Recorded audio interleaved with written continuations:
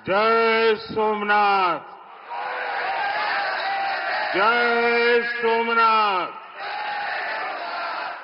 जय सोमनाथ।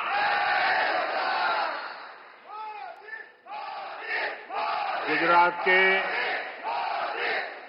लोकप्रिय मुख्यमंत्री श्री भूपेंद्र भाई पटेल, ऊर्जावान युवा उप मुख्यमंत्री हर्ष संघवी जी, गुजरात सरकार में मंत्री जीतूभाई वाघाणी, अर्जुन भाई मोढवाडिया, डॉक्टर प्रद्युम्न वाजा,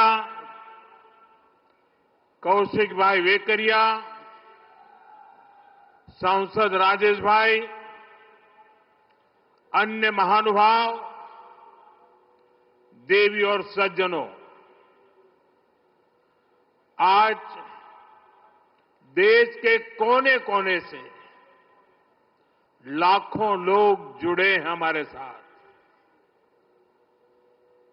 उन सबको भी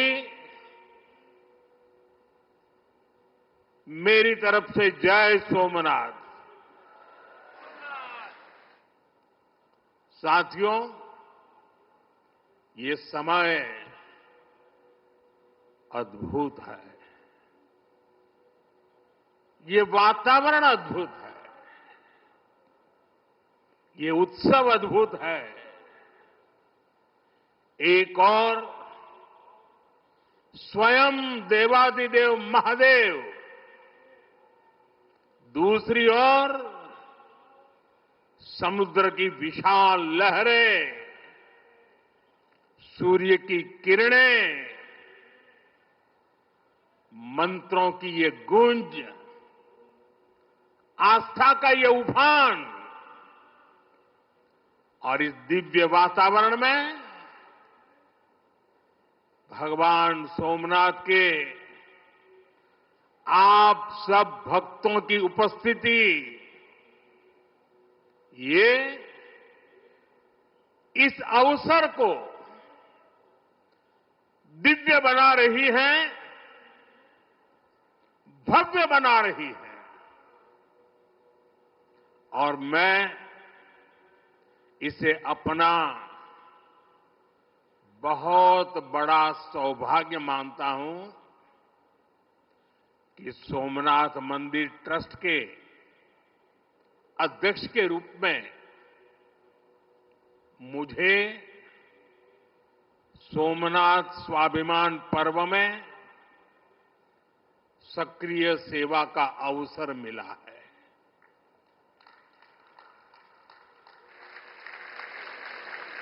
ये पीछे से कुछ और आवाज चल रही है भाई, इसे बंद किया जाए।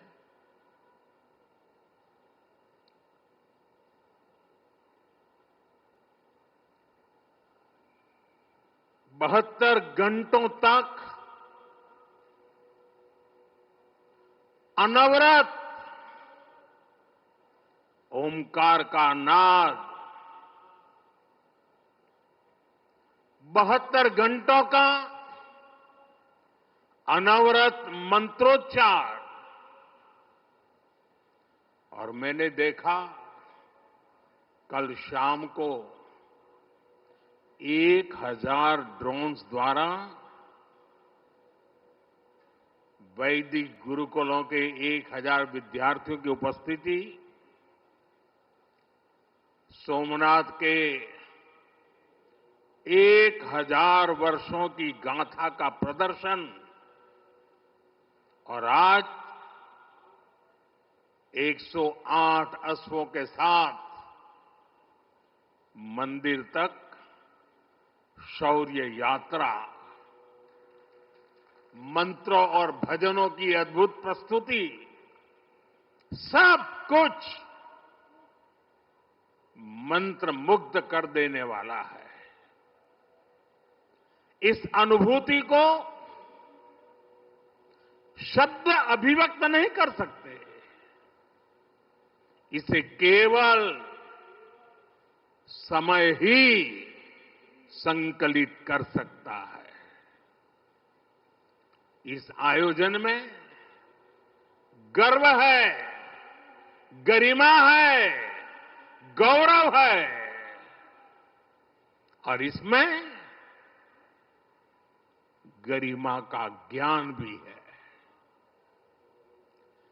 इसमें है वैभव की विरासत,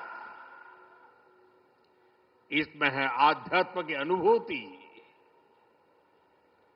अनुभव है, आनंद है, आत्मीयता है और सबसे बढ़कर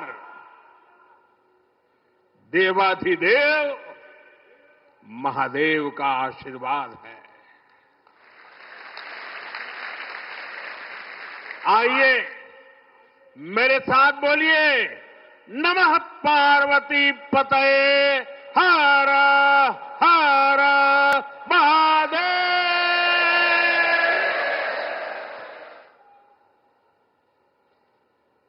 साथियों, आज जब मैं आपसे बात कर रहा हूं तो मन में बार बार ये प्रश्न आ रहा है कि ठीक 1000 साल पहले ठीक इसी जगह पर जहां आप बैठे हैं क्या माहौल रहा होगा। आप जो यहां उपस्थित हैं उनके पुरखों ने, आपके पुरखों ने, हमारे पुरखों ने जान की बाजी लगा दी थी अपनी आस्था के लिए, अपने विश्वास के लिए, अपने महादेव के लिए। उन्होंने अपना सब कुछ न्योछावर कर दिया। 1000 साल पहले तब वो आतताई सोच रहे थे कि हमें जीत लिया, लेकिन आज 1000 साल बाद भी सोमनाथ महादेव के मंदिर पर फहरा रही ध्वजा पूरी सृष्टि का आह्वान कर रही है कि हिंदुस्तान की शक्ति क्या है, उसका सामर्थ्य क्या है। प्रभास पाटन तीर की इस मिट्टी का कण कण शौर्य, पराक्रम और वीरता का साक्षी है। सोमनाथ के इस स्वरूप के लिए कितने ही शिव भक्तों ने, संस्कृति के उपासकों ने, संस्कृति के ध्वज धारकों ने अपने प्राणों की आहुति दी है। आज सोमनाथ स्वाभिमान पर्व पर सबसे पहले मैं हर उस वीर वीरांगना को नमन करता हूं जिसने सोमनाथ की रक्षा को, मंदिर के पुनर्निर्माण को अपना जीवन ध्येय बनाया, अपना सब कुछ देवाधिदेव महादेव को अर्पण कर दिया। भाइयों बहनों, प्रभास पाटन का एक क्षेत्र भगवान शिव का अपना क्षेत्र तो है। इसकी पवित्रता भगवान श्री कृष्ण से भी जुड़ी है। महाभारत काल में पांडवों ने भी इस तीर्थ में तपस्या की थी। इसलिए ये अवसर भारत के अनगिनत आयामों को नमन करने का भी अवसर है।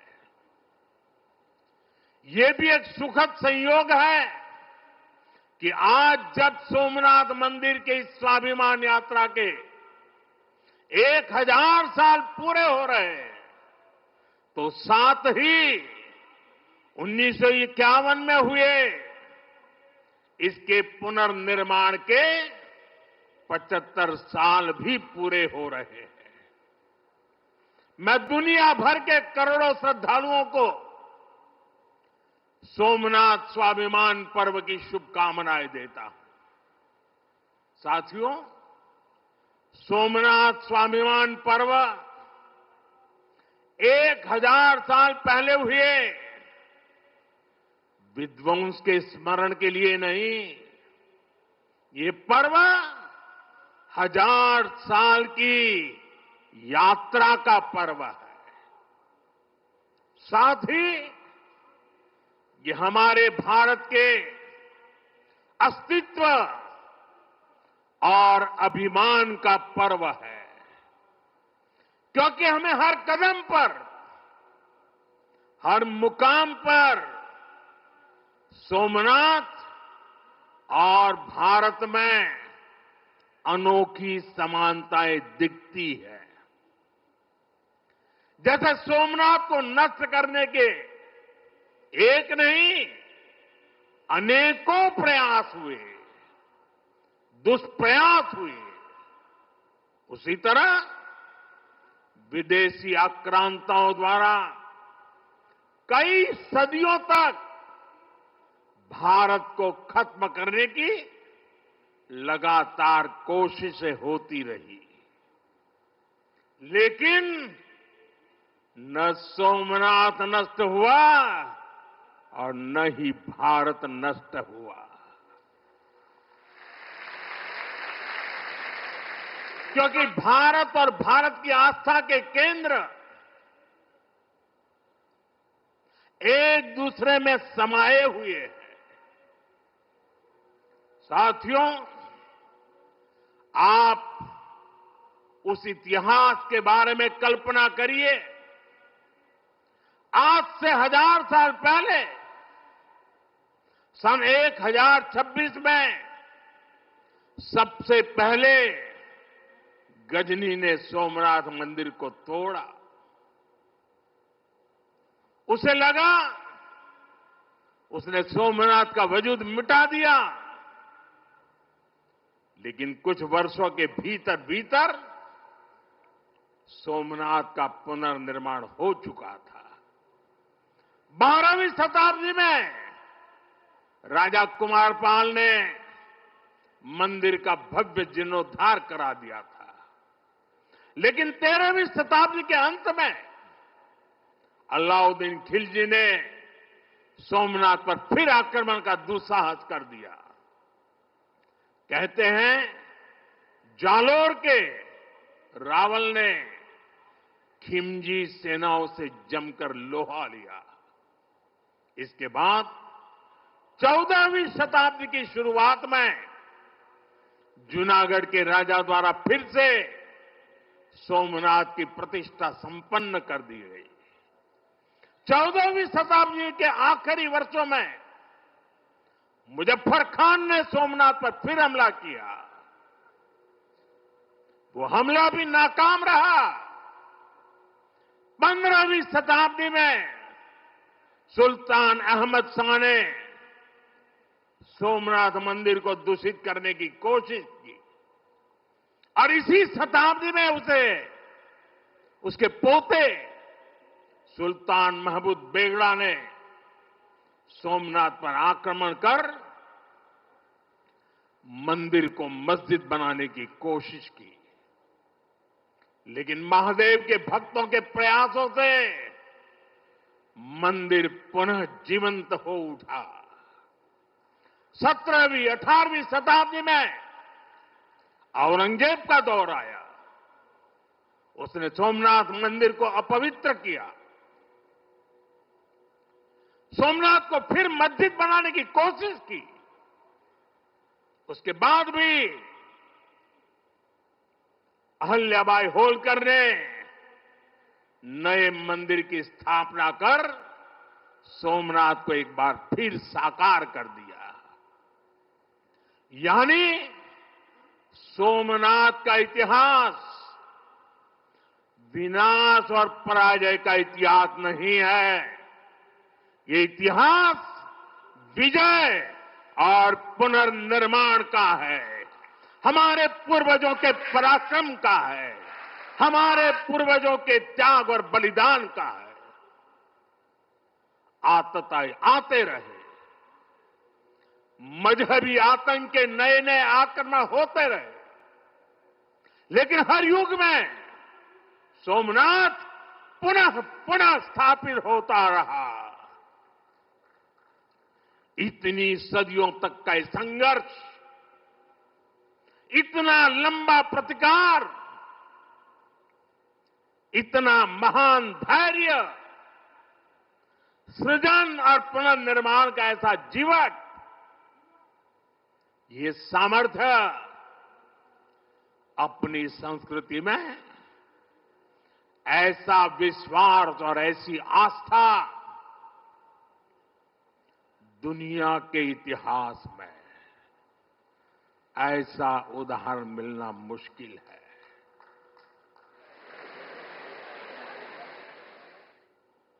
जरा मैंने जवाब आपजो पेला આપણે આપણા પૂર્વજોના પરાક્રમનું પુણ્ય સ્મરણ કરવું જોઈએ કે ના કરવું જોઈએ? આપણા પૂર્વજોએ કરેલા પરાક્રમમાંથી પ્રેરણા લેવી જોઈએ કે નહીં લેવી જોઈએ? એવો કોઈ દીકરો હોય, એવા કોઈ સંતાન હોય કે જે પોતાના પૂર્વજોને ભૂલવા માટેના નાટક કરે? भाइयों बहनों, जब गजनी से लेकर औरंगजेब तक तमाम आक्रांता सोमनाथ पर हमला कर रहे थे, तो उन्हें लग रहा था कि उनकी तलवार सनातन सोमनाथ को जीत रही है। वो मजहबी कट्टरपंथी ये नहीं समझ पाए कि जिस सोमनाथ को वो नष्ट करना चाहते हैं, उनके नाम में ही सोम अर्थात अमृत जुड़ा हुआ है।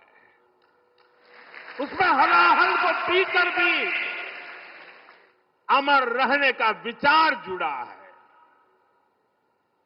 उसके भीतर सदा शिव महादेव के रूप में वो चैतन्य शक्ति प्रतिष्ठित है, जो कल्याण कारक भी है और प्रचंड तांडव शिव ये शक्ति का स्रोत भी है। भाइयों बहनों, सोमनाथ में विराजमान महादेव, उनका एक नाम मृत्युंजय भी है। मृत्युंजय, जिसने मृत्यु को जीत लिया हो, जो स्वयं काल स्वरूप है। यतो जायते पाल्यते येन विश्वम तमीस भजे लियते यत्र विश्वम। अर्थात ये सृष्टि उन्हीं से उत्पन्न होती है, उन्हीं में लय हो जाती है। हम मानते हैं त्वमेको जगत व्यापको विश्व रूप, यानी शिव पूरे जगत में व्याप्त है। इसलिए इस हम कण कण, कंकड़ कंकड़ में भी उस शंकर को देखते हैं। फिर कोई उन शंकर के कितने स्वरूपों को नष्ट कर सकता है? हम तो वो लोग हैं जो जीव में भी शिव को देखते हैं। उनसे हमारी आस्था को कोई कैसे डिगा सकता था। और साथियों, ये समय चक्र है कि सोमनाथ को ध्वस्त करने की मंशा लेकर आए मजहबी आतताई आज इतिहास के कुछ पन्नों में सिमट कर रह गए हैं। और सोमनाथ मंदिर उसी विशाल समंदर के किनारे गगनचुंबी धर्म ध्वजा को थामे खड़ा है। सोमनाथ का ये शिखर मानो उद्घोष कर रहा है, चंद्रशेखरम आश्रय मम किम करिष्यति वै यमः। अर्थात मैं चंद्रशेखर शिव पर आश्रित हूं, काल भी मेरा क्या कर लेगा। साथियों, सोमनाथ स्वाभिमान पर्व इतिहास के गौरव का पर्व तो है ही, ये कालातीत यात्रा को भविष्य के लिए जीवंत बनाने का माध्यम भी है। हमें इस अवसर को अपने अस्तित्व और पहचान को सशक्त करने के लिए उपयोग करना है। आप भी देखते हैं, अगर कहीं किसी देश के पास कुछ 100 साल पुरानी विरासत होती है, वो देश उसे अपनी पहचान बनाकर दुनिया के सामने प्रस्तुत करता है। वहीं भारत के पास सोमनाथ जैसे हजारों साल पुराने पुण्य स्थान है। ये स्थान हमारे सामर्थ्य, प्रतिरोध और परंपरा के पर्याय रहे। लेकिन दुर्भाग्य से आजादी के बाद गुलामी की मानसिकता वाले लोगों ने उनसे पल्ला झाड़ने की कोशिश की। उस इतिहास को भुलाने के कुत्सित प्रयास हुए। हम जानते हैं, सोमनाथ की रक्षा के लिए देश ने कैसे कैसे बलिदान दिए थे। रावल कन्नड़े जैसे शासकों के प्रयास, वीर हमीर जी गोहिल का पराक्रम, बेगड़ा भील का शौर्य, ऐसे कितने ही नायकों का इतिहास सोमनाथ मंदिर से जुड़ा है। लेकिन दुर्भाग्य से इन्हें कभी उतना महत्व नहीं दिया गया। बल्कि आक्रमण के इतिहास को भी कुछ इतिहासकारों और राजनेताओं द्वारा व्हाइट वॉश करने की कोशिश की गई। मजहबी उन्माद की मानसिकता को केवल साधारण लूट बताकर ढंकने के लिए किताबें लिखी गई। सोमनाथ मंदिर एक बार नहीं, बार बार तोड़ा गया। अगर सोमनाथ पर आक्रमण केवल आर्थिक लूट के लिए हुए होते तो 1000 साल पूर्व पहली बड़ी लूट के बाद रुक गए होते। लेकिन ऐसा नहीं हुआ। सोमनाथ के पवित्र विग्रह को तोड़ा गया। बार बार मंदिर का स्वरूप बदलने की कोशिश हुई और हमें पढ़ाया गया कि सोमनाथ को लूट के लिए तोड़ा गया था। नफरत, अत्याचार और आतंक का असली क्रूर इतिहास हमसे छिपाया गया। साथियों, हमने धर्म के प्रति ईमानदार कोई भी व्यक्ति ऐसी कट्टरपंथी सोच का समर्थन नहीं करेगा। लेकिन तुष्टीकरण के ठेकेदारों ने हमेशा इस कट्टरपंथी सोच के आगे घुटने टेके। जब भारत गुलामी की बेड़ियों से मुक्त हुआ, जब सरदार वल्लभ भाई पटेल ने सोमनाथ के पुनर्निर्माण की शपथ ली, तो उन्हें भी रोकने की कोशिश की गई। 1951 में तत्कालीन राष्ट्रपति डॉक्टर राजेंद्र प्रसाद के यहां आने पर भी आपत्ति जताई गई। उस समय सौराष्ट्र के सर्वाधिक मशहूर हमारे जाम साहब महाराजा दिग्विजय सिंह जी आगे आए थे। भूमि अधिग्रहण से लेकर सुरक्षा व्यवस्था तक उन्होंने राष्ट्रीय गौरव को सबसे ऊपर रखा था। उस दौर में सोमनाथ मंदिर के लिए जाम साहब ने 1 लाख रुपए का दान दिया और उन्होंने ट्रस्ट के प्रथम अध्यक्ष के रूप में बड़ी जिम्मेदारी निभाई। भाइयों बहनों, दुर्भाग्य से आज भी हमारे देश में वो ताकतें मौजूद है, पूरी तरह सक्रिय हैं, जिन्होंने सोमनाथ पुनर्निर्माण का विरोध किया। आज तलवारों की जगह दूसरे कुत्सित तरीकों से भारत के खिलाफ षड्यंत्र हो रहे हैं और इसलिए हमें ज्यादा सावधान रहना है।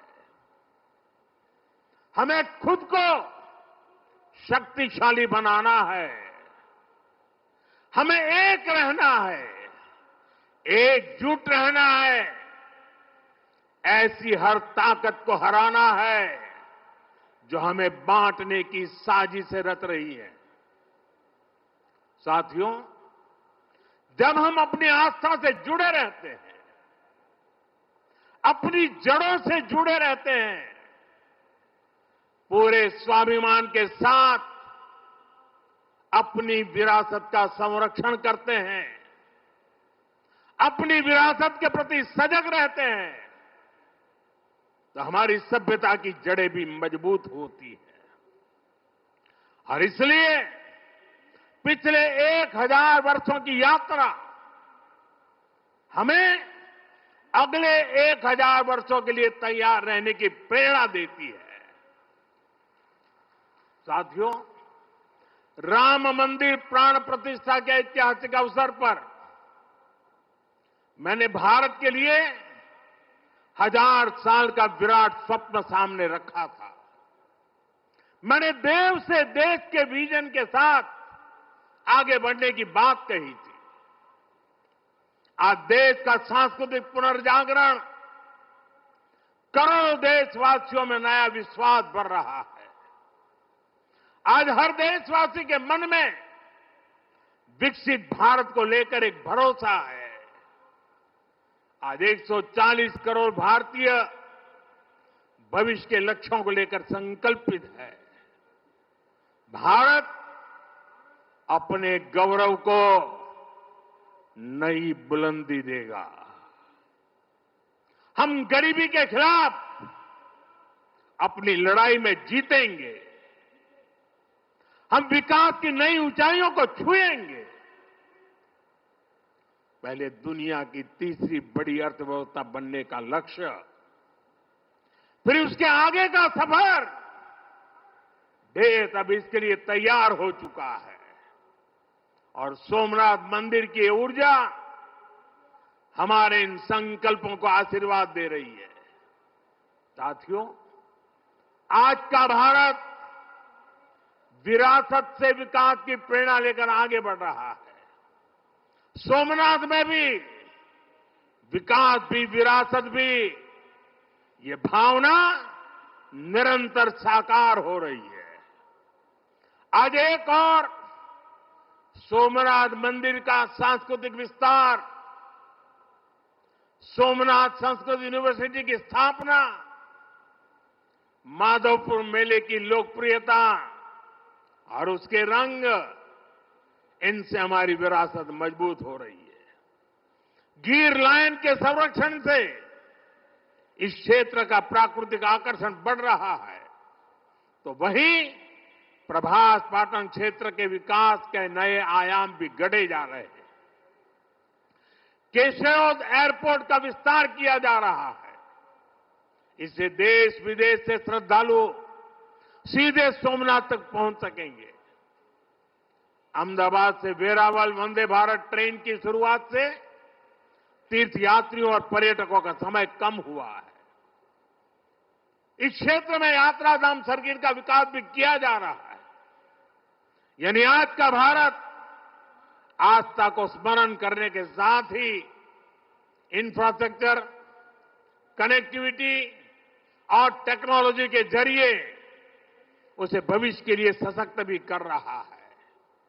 साथियों, हमारी सभ्यता का संदेश कभी किसी को पराजित करने का नहीं रहा, बल्कि जीवन को संतुलन में रखने का रहा है।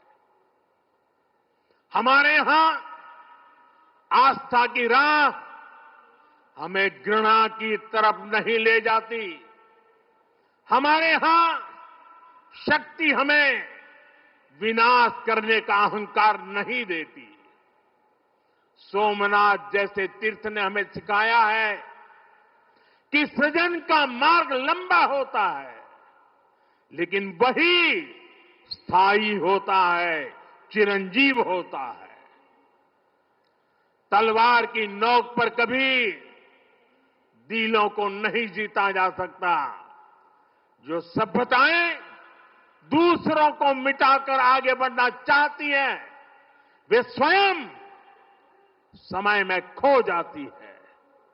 इसलिए भारत ने दुनिया को ये नहीं सिखाया कि दूसरे को हराकर कैसे जीता जाए, बल्कि ये सिखाया कि कैसे दिलों को जीतकर जिया जाए।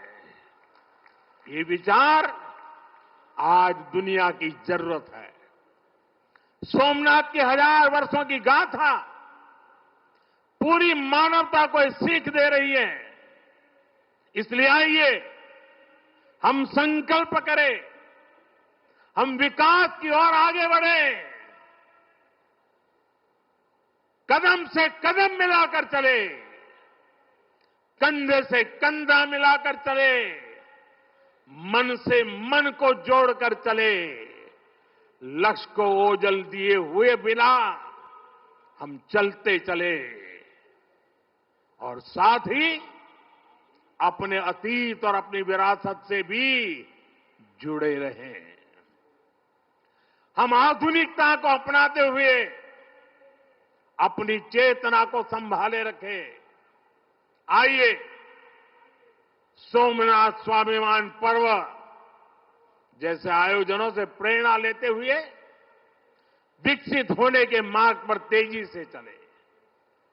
हर चुनौती को पार करते हुए हम अपने लक्ष्य तक पहुंचे।